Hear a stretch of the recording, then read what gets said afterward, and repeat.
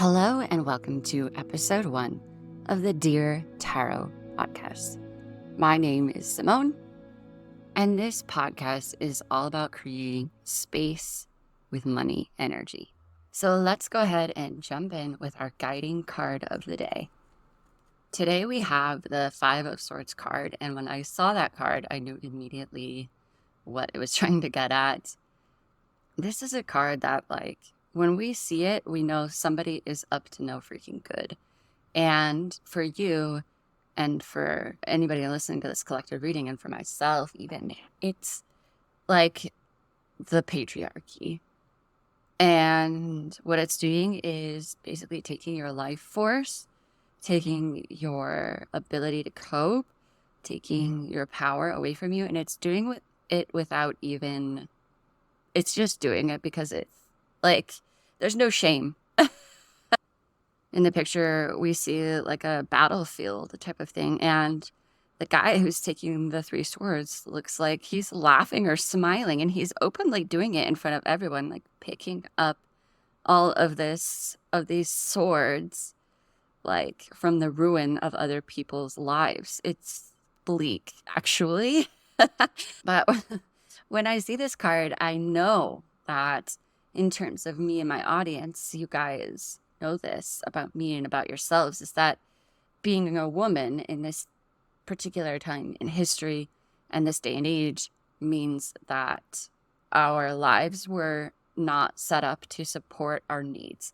And that is especially true if you are neurodivergent in any way, autistic, ADHD, or any type of neurodivergence. That's not straight white male. Nothing wrong with straight white men, by the way. It's just that the way society has been set up is set up to cater to a certain type of person. And that does not include the type of people who find themselves anything other than white, straight, a man. Even things like the work days are built around the type of structure that is very masculine.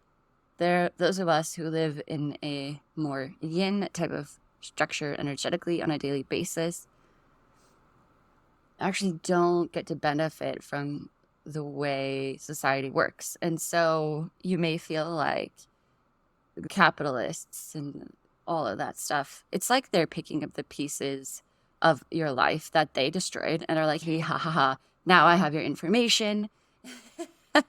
Now I have your Netflix history. Now I know what to sell to you, how to sell things to you, and how to take away your self-esteem also in a huge way. If we think about beauty products are mostly targeted towards women. They're targeted towards women with the very base assumption that women are not good enough how they are, and that you must improve on yourself in some way in order to be valuable. And that is just simply not true. It's not true. You're perfect the way you are, the way that you were born.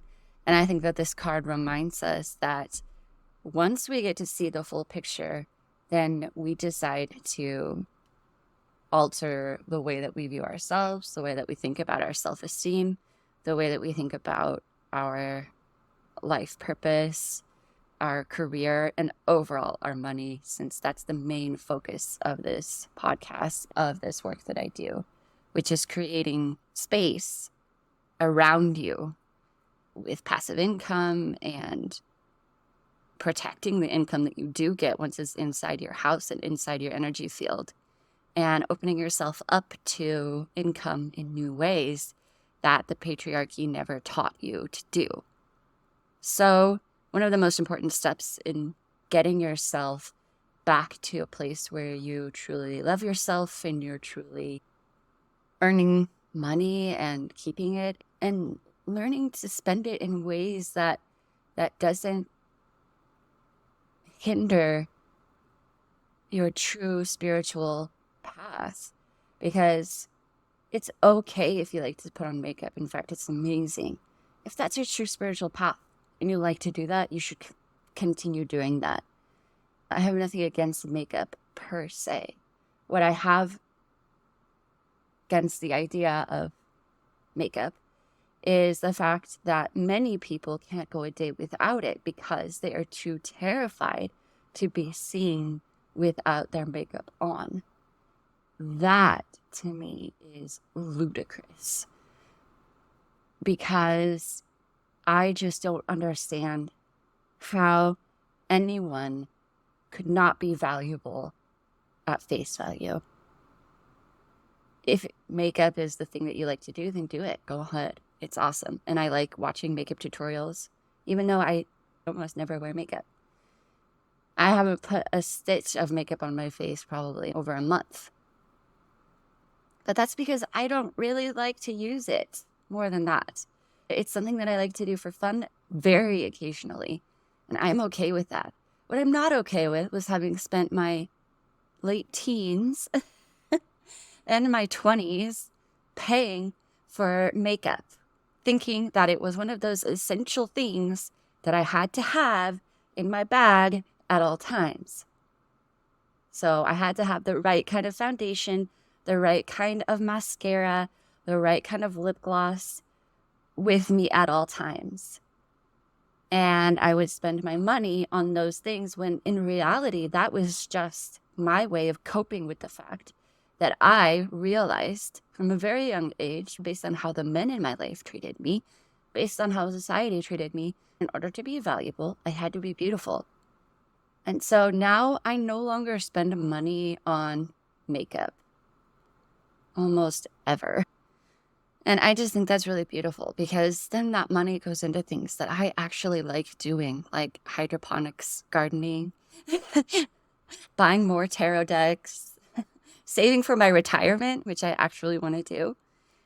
Not that I was buying that much foundation that I could have funded an entire vacation, but if I had been putting all the money that I spent on makeup into a retirement fund since I was 13, I don't even know if you're allowed to do that, but let's just say I was doing that, I would already have a way bigger retirement fund than I actually do right now, which is the zero retirement fund.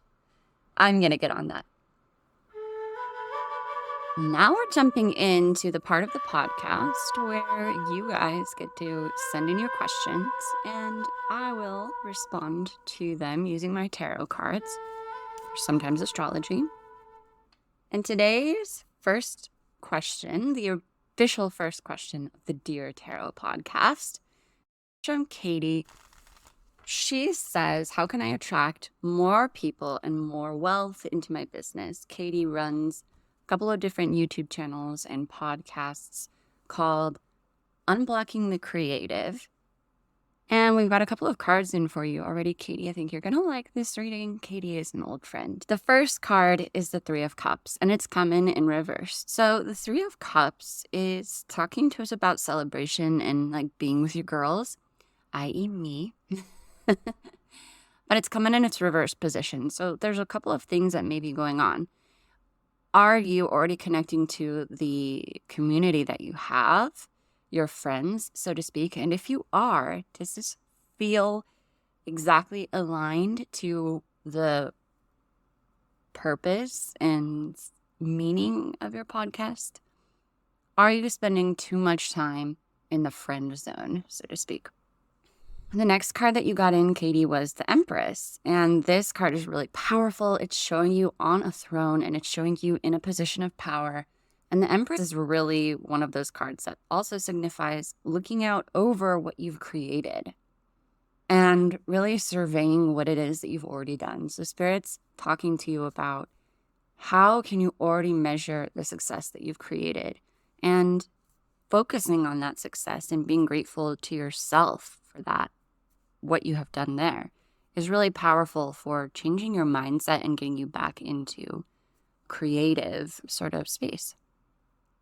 Then you've got the Two of Pentacles, and this is a really good sign about money. So if you've started out making a small amount of money in your business, things are going to begin to create an uptake.